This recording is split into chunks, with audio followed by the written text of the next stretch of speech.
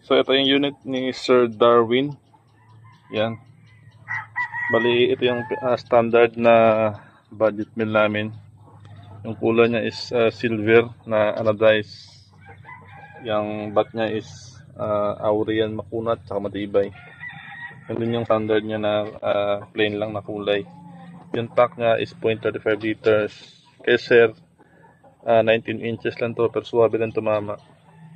Tapos, yung standard ito is 22 inches sa amin. May dinagdag si sir na silencer. Tapos yung ginamit ko na scope yung EDPRS na Gen 1. Yan. Output sa nasa 1.6. Pang blinking lang talaga para mas matipid sa hangin. So, tinesting ko siya dun sa 25 meters. Tapos dun tayo sa 38 meters sa dulo. So nag-barrel indexing muna ako dito sa 25 meters. Tapos hindi ko na siya kinalaw kasi yung tama yan nasa gitna naman. So binaba ko lang siya ng ito. Nasa yan yung 0 yun kasi dito kanina. So nagbabala ko ng konti. Yung importante nasa gitna siya. So may chronograph din siya dito. Pero sa tingin ko itong chronograph na to is medyo advanced siya. Pero yung reading niya sakto naman, hindi siya parang yung talagang sobrang talon. Hindi siya nagkakalayo dun sa isang chronograph din. So yung testing natin dito sa 25. Subukan natin 8 kabit tong GoPro muna para makita dun sa 25.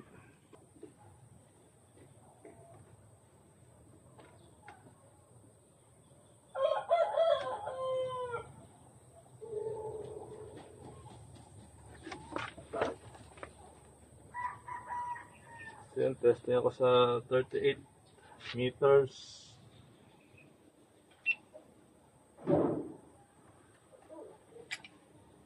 Subukan natin dito sa gilid sa taas. Medyo mahangin lang.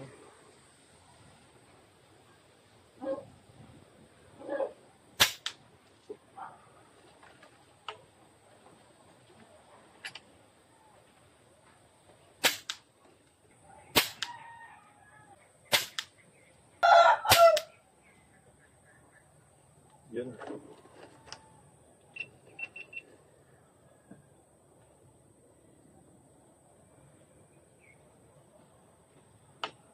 Try natin ulit dun sa tabi niya.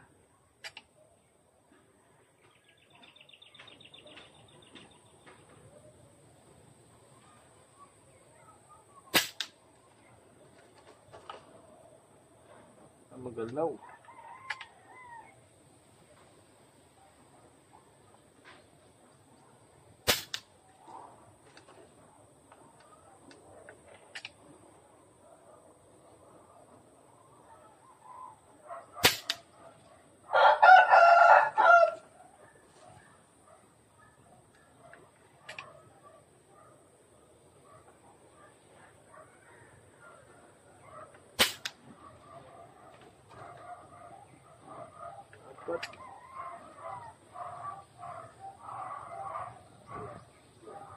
Natatabunan pala ng ng dahon ng nyug. Yun, 5 shots. So 38.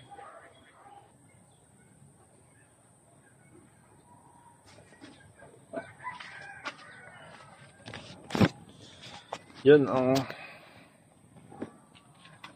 tama niya.